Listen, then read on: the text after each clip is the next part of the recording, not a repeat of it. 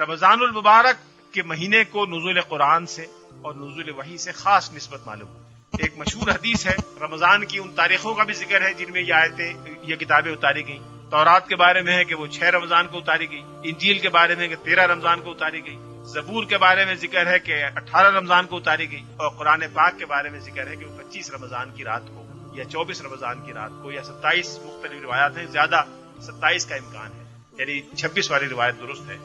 اس میں اتاری گئی۔ گویا رمضان المبارک کو وحی الہی سے تعلق میں خاص نسبت ہے۔ اس کی طرف مختصر سا اشارہ کر دیتا ہوں کہ وہ کیا نسبت ہے اور کیوں اللہ تعالیٰ نے اپنی کتابوں کے نزول کے لیے رمضان کے مہینے کو منتخب فرمایا۔ شاہ ولی اللہ محدث دہلوی نے اس پر بڑی تفصیلی بحث کی ہے۔ حجت اللہ البالغہ میں ایک پورا باب اس کے لیے رکھا ہے کہ ہر انسان جن قوتوں سے عبارت ہے، جو قوتیں انسان کے اندر ہیں وہ 2 طرح کی ہیں، بے شمار قوتیں ہیں، لیکن ان کو 2 بڑے زمروں میں تقسیم کیا جا سکتا ہے۔ ایک زمرہ وہ ہے جس کو شاہ صاحب ملکیت کے نام سے یاد کرتے ہیں، یعنی فرشتوں کے خصائص، اور ایک وہ قوت ہے جس کو وہ بہیمیت کے نام سے یاد کرتے ہیں، یعنی حیوانی خصائص۔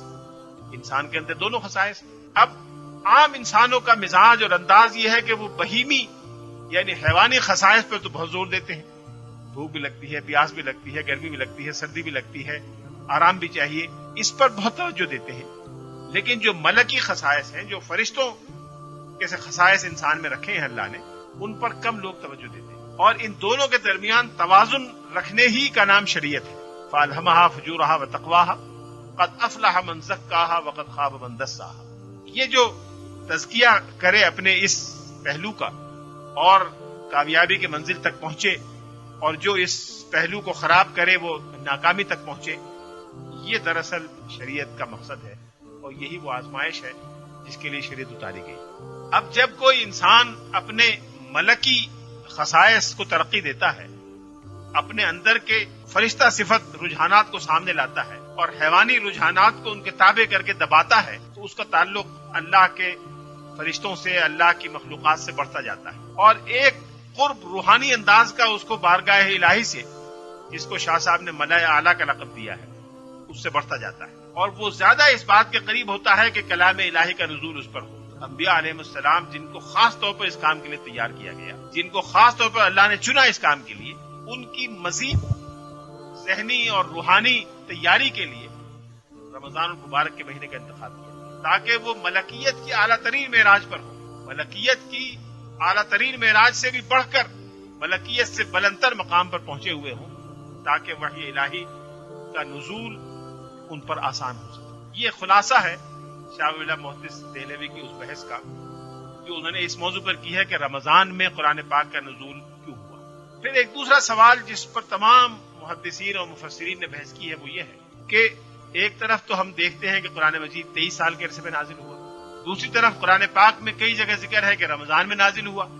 تو ان دونوں میں تطبیق کیسے دی جائے، دونوں میں تعارض جو بظاہر معلوم ہوتا ہے اس کو کیسے رفع کیا جائے۔ محدثین کی بہت بڑی تعداد نے اور مفسرین قرآن کی سب سے بڑی اکثریت، غالب ترین اکثریت نے یہ لکھا ہے کہ جب اللہ تعالیٰ نے نزول قرآن کا فیصلہ کیا تو پہلے اس کو جہاں بھی وہ محفوظ تھا لوح محفوظ میں، وہاں سے اس کو سماع دنیا پر نازل کیا، سماع دنیا پر نازل کیا، اور وہاں ایک خاص مقام میں اس کو رکھا جس کے لیے حدیث میں بیت العزہ کا لفظ آیا ہے، عزت کا مکان، عزت کی جگہ، locus of honour and dignity. عزت کا لفظ صرف آنر نہیں ہے بلکہ عزت کے معنی بہت وسیع ہے عربی زبان میں۔ عربی زبان میں عزت میں غلبہ، اعزاز، برتری، رفعت، یہ سارے پہلو شامل ہیں،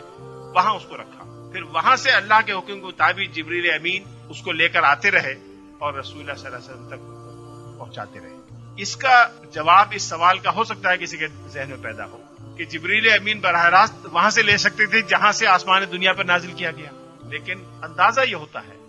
کہ شاید اللہ تعالیٰ نے رسول اللہ صلی اللہ علیہ وسلم کے علاوہ اپنی کسی اور مخلوق کو اس مقام تک رسائی عطا نہیں فرمائی جہاں سے قرآن پاک نازل کیا گیا۔ مشہور ہے، احادیث سے بھی تائید ہوتی ہے، اور ہمارے شعراء، صوفیہ، مفسرین، مفکرین سب نے لکھا ہے کہ معراج میں ایک مرحلہ ایسا آیا کہ جبریل امین نے کہا کہ اب آپ تنہا تشریف لے جائیں، میری پہنچ سے ختم ہو گئی۔ اگر برسرے یک موئے برتر پرم، مشہور شعر ہے، سعدی کا ہے غالباً،